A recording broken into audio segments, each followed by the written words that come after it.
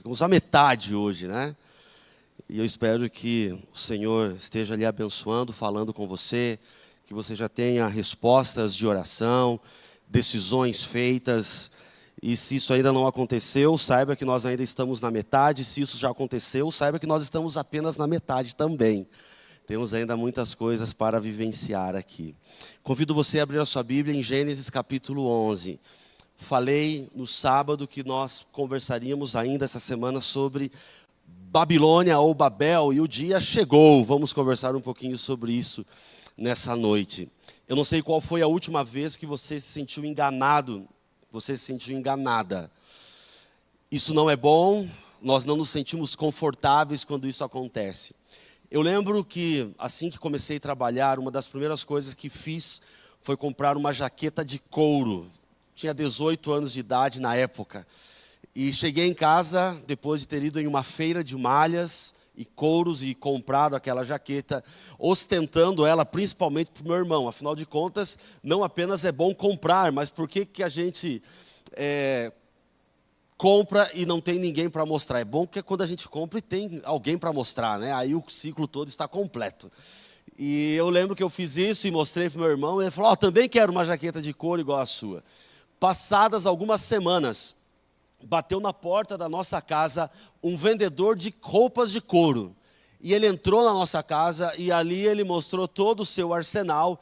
E quando eu tinha acabado de chegar da escola, meu irmão foi, chegar do trabalho, meu irmão tinha acabado de falar assim, olha, aqui também comprei uma jaqueta de couro, mas diferente da sua é de couro de antílope. Eu falei, o que é isso? Tá bom. Eu falei, Alessandro, mas é isso mesmo? Ele falou, não, é isso. Eu falei, olha, quando o vendedor me mostrou a minha jaqueta, ele fez um teste. Se você já comprou roupa de couro, você sabe qual é o teste, né?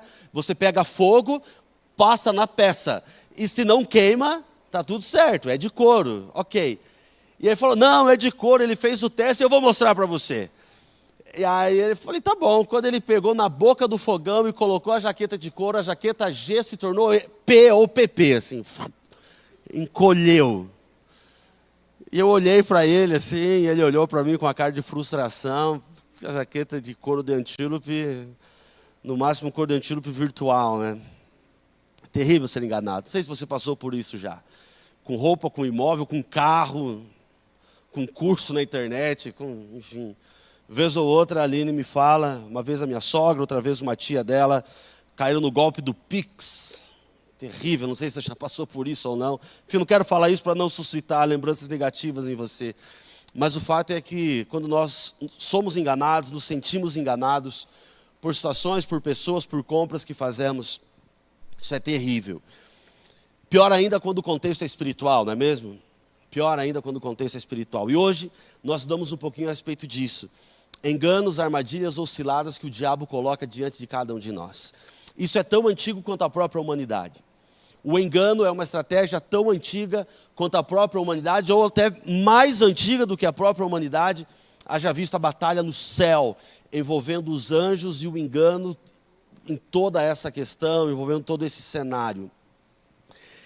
Gênesis capítulo 11 e 12, nos fala um pouquinho a respeito de como o engano, ele acontece até hoje. Eu quero chamar a sua atenção, de uma forma muito breve, para isso fazer duas considerações, dois paralelos aqui, entre engano e fidelidade. Começamos em Gênesis capítulo 11, lendo do verso 1 até o verso 9, a palavra de Deus nos diz assim, houve um tempo em que todos os habitantes do mundo falavam a mesma língua e usavam as mesmas palavras. Que época boa essa, não?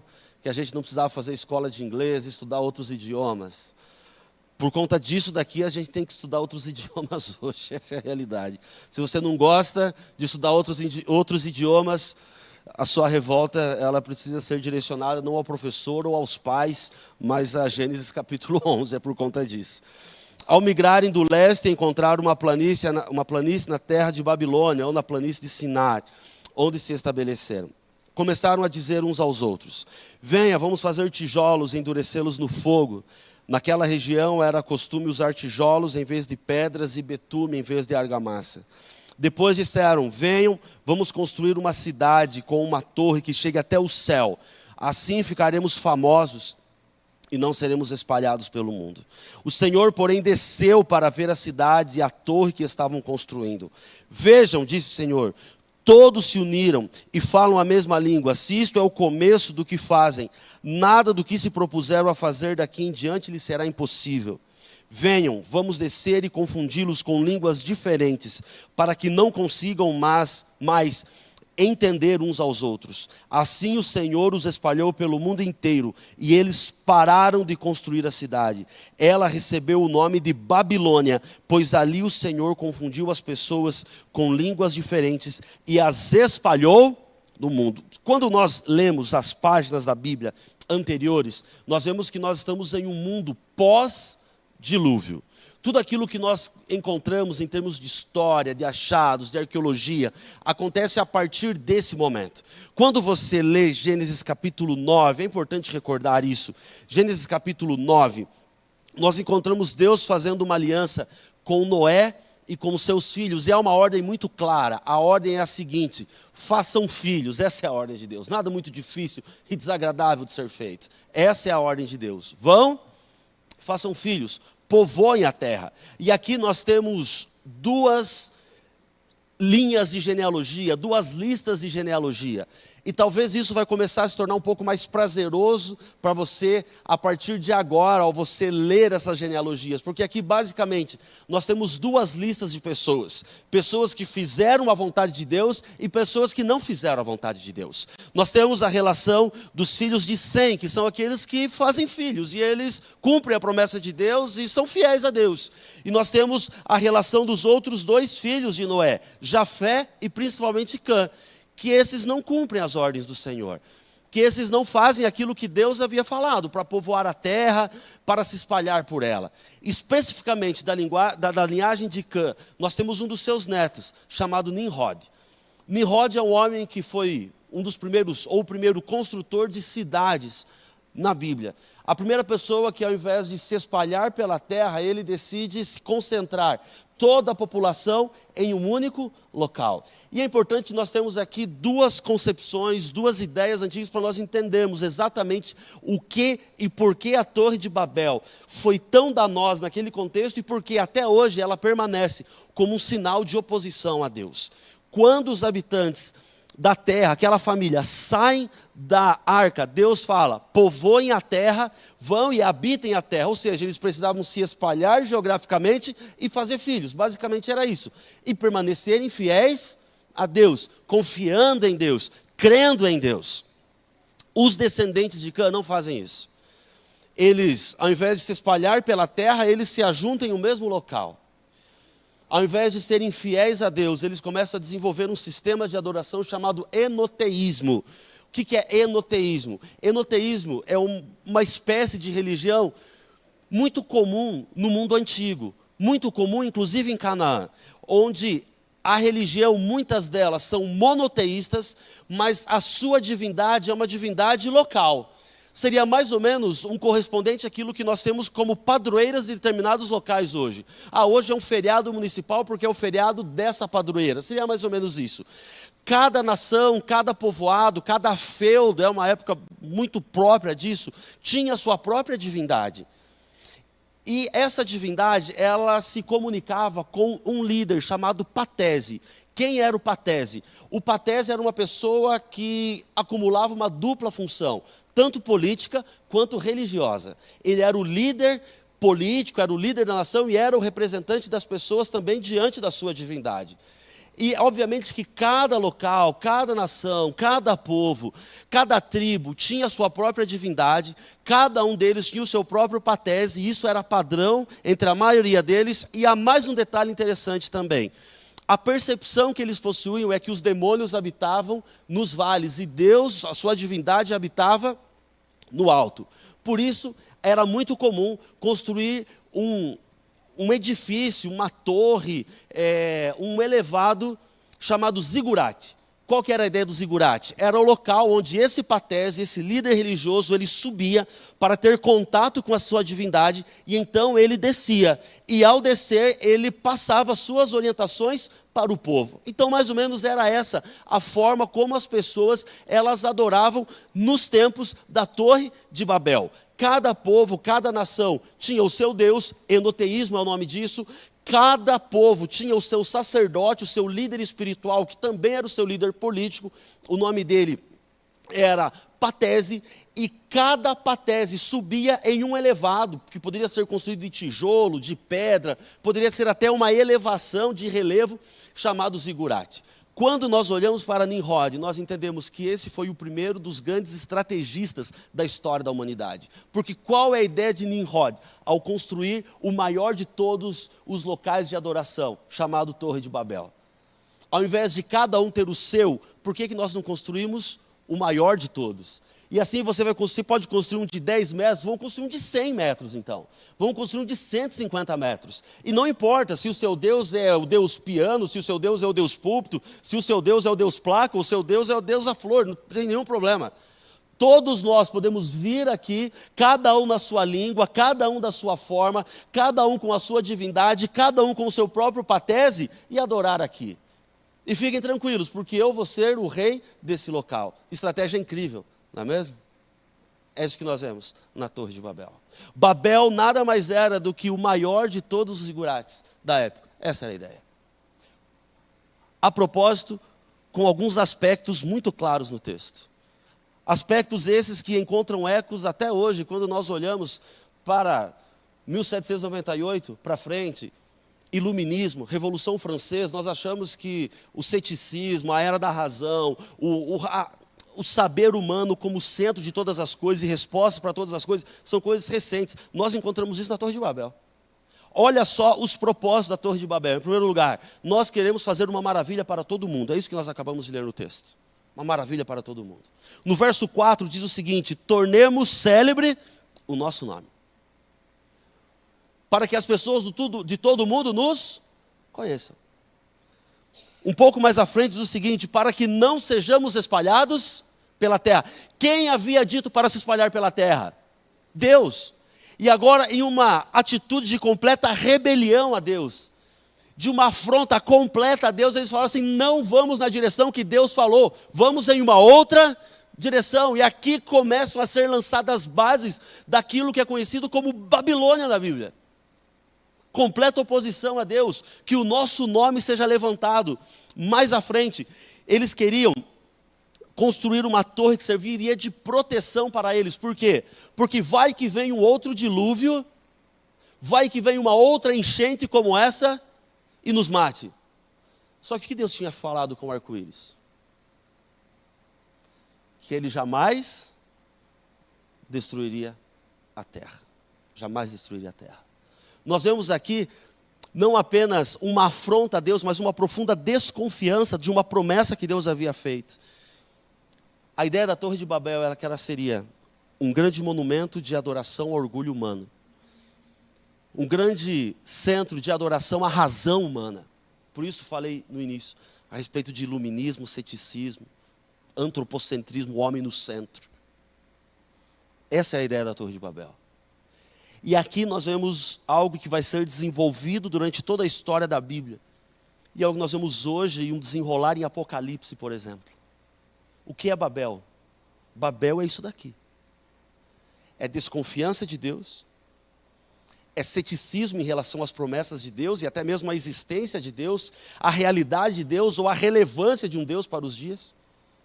É o saber do homem sendo colocado no centro de todas as coisas.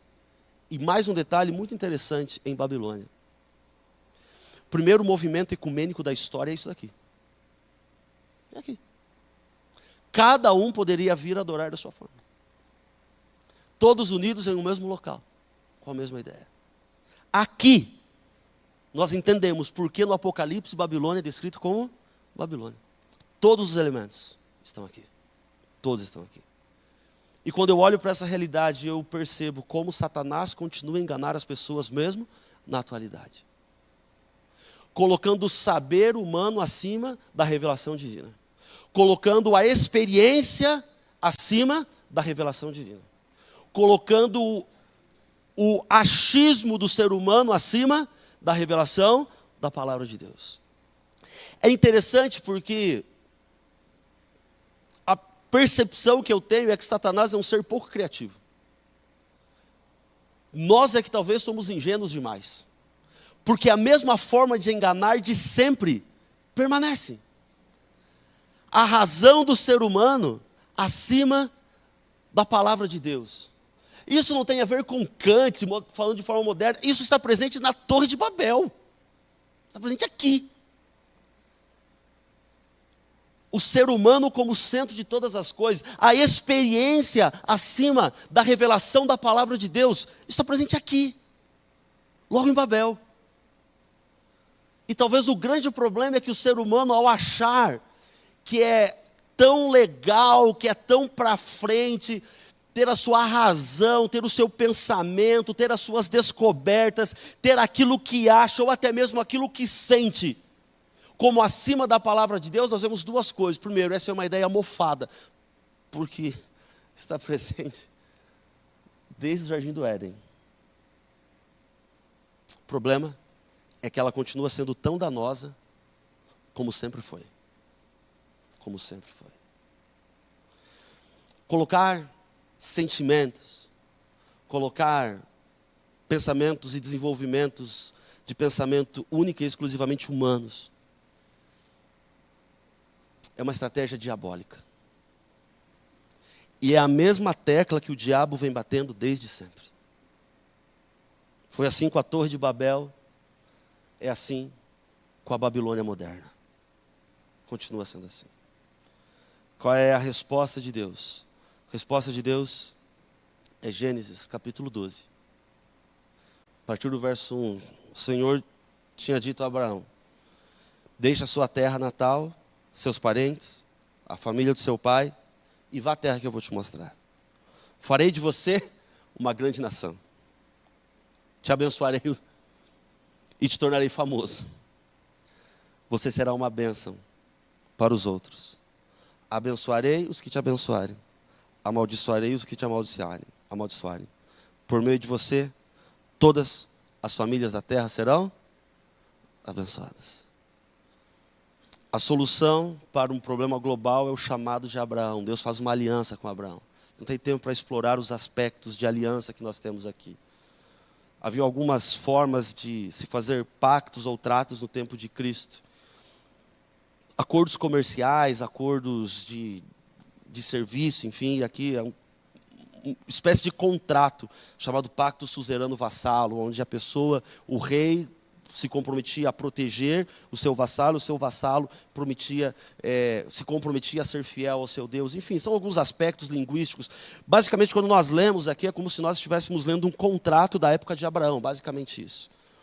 Seria como se Deus hoje estivesse vindo fazer uma aliança conosco e Ele utilizar termos que nós utilizamos para a confecção de contratos hoje, um contrato de locação, um contrato de compra e venda. Basicamente é isso. Deus, Ele fala em uma linguagem que as pessoas conseguem entender. É isso que nós encontramos aqui em Gênesis capítulo 12. E é interessante que Deus, Ele faz algumas coisas com Abraão. Em primeiro lugar, Ele fala que de Abraão Ele faria uma grande nação. Não era isso que eles estavam procurando lá em Babel? Em ser uma grande nação? Não aconteceu com Babel. Aconteceu com Abraão. Falou: eu vou te abençoar, você vai ser próspero, Abraão. Para mim o mais interessante de tudo isso é Deus falando: eu vou engrandecer o seu nome. Exatamente aquilo que eles queriam com a Torre de Babel. Agora Deus fala: eu vou fazer com você, Abraão, não com eles. Vou fazer com você. Essas histórias, elas não apenas estão uma após a outra em termos de número na Bíblia. Um é o capítulo 11 e outro é 12, mas elas estão paralelas para mostrar o que o saber humano faz, o que a razão humana, pura e simples, ela por si só, como se tornando um Deus do homem faz. E do outro lado, aquilo que Deus Ele faz com pessoas que se mantêm fiéis a Ele. Eu vou engrandecer o seu nome e você vai ser uma bênção para todo o mundo. É interessante que tudo aquilo que se procurava com a Torre de Babel, Deus Ele faz com Abraão. Ao ser fiel a Deus. É isso que Ele faz. E há mais um detalhe muito interessante aqui, muito interessante. No livro Patriarcas e Profetas, Ellen White fala que em cada local que Abraão ele parava, o que ele construía? Um altar. Um altar. E ela diz o seguinte, que não mais do que um cananeu errante, ao se encontrar com esse altar, lembrava do Deus de Abraão e começava a adorar o Deus de Abraão. E aqui nós conseguimos ter um paralelo muito claro entre o que é ser fiel a Deus e o que não é ser fiel a Deus. Aqueles que não eram fiéis a Deus construíam torres, construíam monumentos grandes para o seu próprio bem, para o seu próprio prazer, para satisfazer o seu próprio conhecimento. Do outro lado, nós temos um homem simples e fiel a Deus, que construía altares. E esse homem que construía altares, não apenas era fiel a Deus, mas através da sua vida, tantas outras pessoas também foram fiéis a Deus. Encerro com 2 citações de Espírito e Profecia. Patriarcas e Profetas, página 116, diz assim: os homens estão continuamente a prosseguir no mesmo caminho, confiando em si mesmos e rejeitando a lei de Deus. Há edificadores de torres em nosso tempo. Há edificadores de torres em nosso tempo. Não à toa, Babilônia continua presente.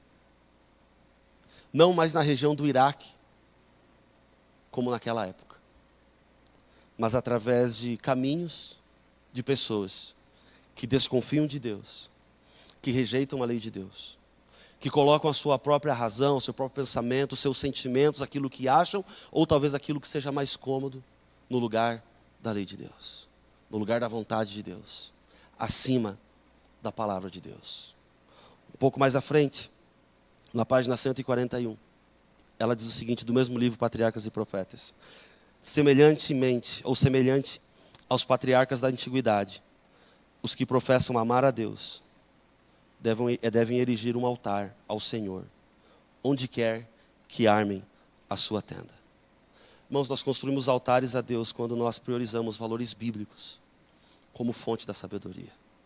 Quando nós priorizamos a palavra de Deus como fonte daquilo que é certo, como fonte daquilo que é correto na nossa vida. Nós construímos altares ao Senhor. Nós construímos altares quando nós não permitimos que qualquer ideologia fora da palavra de Deus, quando nós não permitimos que elas tomem conta da nossa mente, quando nós não permitimos que o mundo nos pressione com a forma como pensa, a forma como age, nós construímos altares ao Senhor. Nós construímos altares quando são sacrificados diante do Senhor os nossos desejos, as nossas predileções, quando tudo aquilo que é pessoal é colocado de lado e a palavra do Senhor reina na nossa vida. Altares são construídos. Nós construímos altares ao Senhor quando nós procuramos, mesmo que de uma forma diferente, mesmo que de uma forma que não seja politicamente agradável, viver os valores do Senhor, da sua palavra e aquilo que Ele revela para cada um de nós como fonte de verdade, como fonte autoritativa. A pergunta que eu faço para você nessa noite é: o que tem sido construído na sua vida, torres ou altares? Essa é a pergunta. Essa é a pergunta. O que tem sido construído na sua vida, na vida da sua família, torres ou altares? Quem está construindo na sua vida? Quem você tem permitido que construa os valores, a forma de fazer, a forma de pensar? Quem tem construído na sua vida? Irmãos, não à toa, a palavra de Deus, ela escolhe os autores bíblicos. Eles escolheram a palavra Babilônia como símbolo de tudo aquilo que é errado, como símbolo de tudo aquilo que é oposição a Deus, como símbolo de tudo isso, para representar a guerra presente nos nossos dias, para representar o embate entre o bem e o mal presente nos nossos dias. Não é à toa. Não é à toa que hoje nós vivemos em Babel. Não é à toa.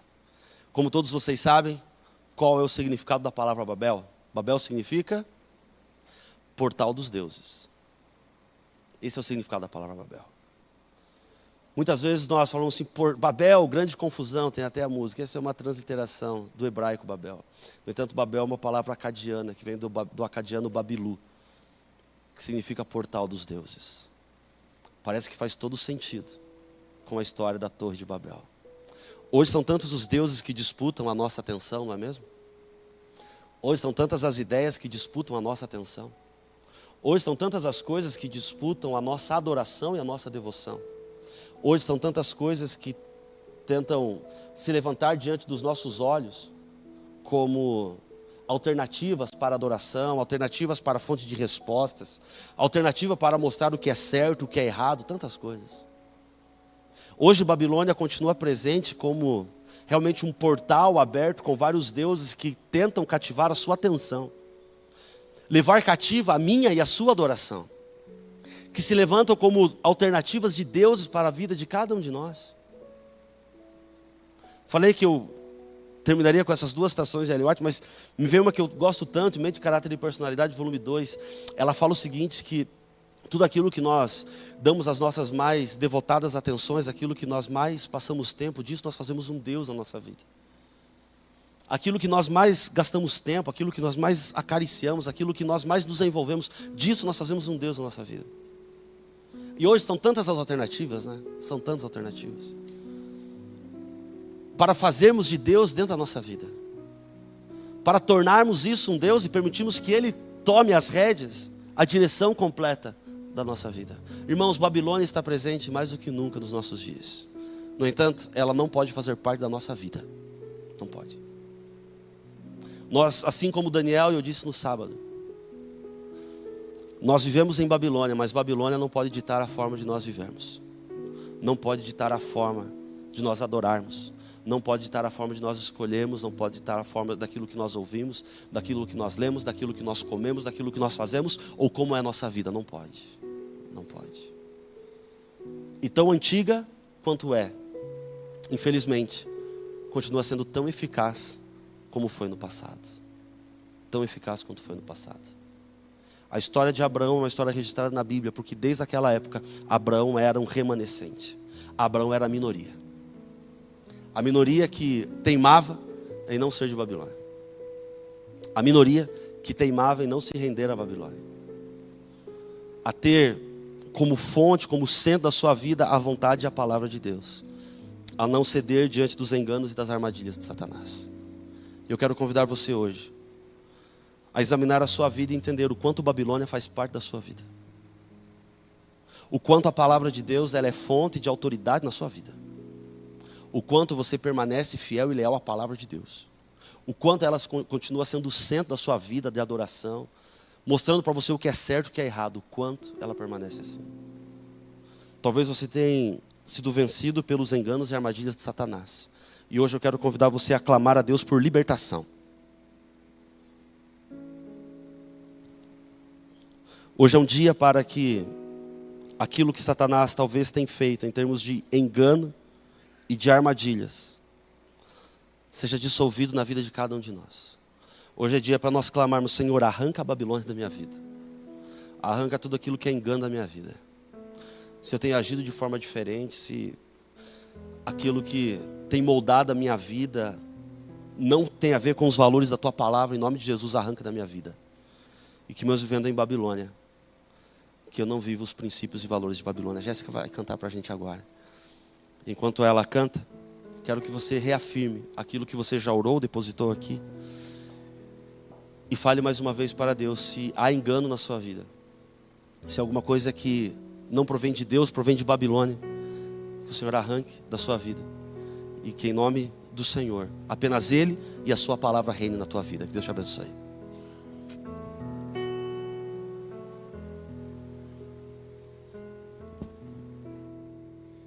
Preciso ser puro, pois há quem crê em mim. Preciso ser justo, fiel até o fim. São tantos olhares tentando encontrar em meus próprios passos caminho pro lar. Preciso ser forte, pois muito é o que enfrenta. Buscar de joelhos poder para andar. São tantos pesares e ao mal a rodear, que nada no mundo desvie o meu olhar. Meus lábios são teu, são tuas as minhas mãos, meus pés onde queiras ali estarão, e que ao meu redor conheçam o Deus a quem eu sirvo, e saibam que vivo meus dias inteiros pra ti. Meus sonhos te entreguei, meus bens, meu futuro, pra estar onde pedes, pra ter o que deres, pra ser o que queres, por seres meu Deus. Meus lábios são teus, são tuas as minhas mãos, meus pés onde queira ali estarão, e que ao meu redor conheçam o Deus a quem eu sirvo, e saibam que vivo meus dias inteiros, e saibam que vivo meus dias inteiros pra ti.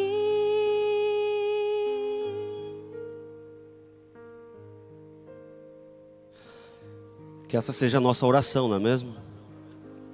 Que tudo da nossa vida seja para o Senhor. Que tudo aquilo que temos, tudo aquilo que somos seja para Ele. Vamos orar? Queremos te agradecer, ó Pai, porque em meio a tanta confusão, em meio a tantas inverdades, em meio a tantas mentiras, o Senhor continua sendo a nossa fonte, fonte de verdade, fonte daquilo que é reto, fonte daquilo que é moral, fonte, ó Deus, que não apenas preserve e dá uma vida em segurança no presente, mas também que nos encaminha para uma vida eterna. Ó Deus, nos perdoe, por favor, se a nossa vida tem sido tomada pelos enganos do diabo. Perdoa e dá força aos teus filhos, que talvez estejam presos nessas armadilhas, que talvez estão enrolados por essas cadeias e cordas de mentiras, que não conseguem ver uma outra situação. Ó Deus, que em nome de Jesus sejamos libertados de Babilônia, e que Babilônia seja retirada, extirpada da nossa vida. Ó Deus, que a Tua palavra, e apenas a Tua palavra, seja a fonte de verdade, fonte de resposta, fonte de decisões em nossa vida. Que tenhamos os nossos pensamentos, as nossas ações completamente moldados pelo Senhor. Que essas antigas, mas infelizmente eficazes armadilhas do diabo não tenham poder sobre a vida de cada um de nós. Nós colocamos a nossa vida em Tuas mãos, orando em nome de Cristo, o nosso Salvador. Amém. Deus te abençoe. Tenha uma boa noite. E não vá, né, Sueli? Né, Roseli? Antes de passar lá embaixo, no nosso... Olha, então um pedido especial.